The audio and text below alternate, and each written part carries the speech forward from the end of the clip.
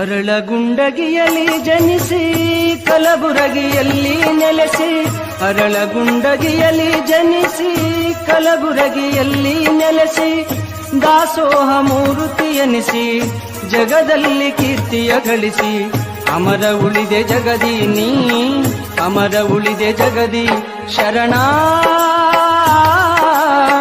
ಅಮರ ಉಳಿದೆ ಜಗದಿ ಶರಣ.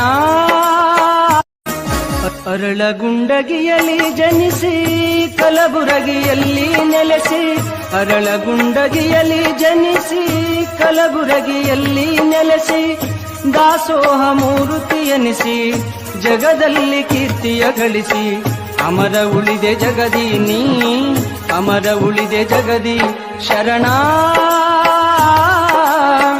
ಅಮರ ಉಳಿದೆ ಜಗದಿ ಶರಣ.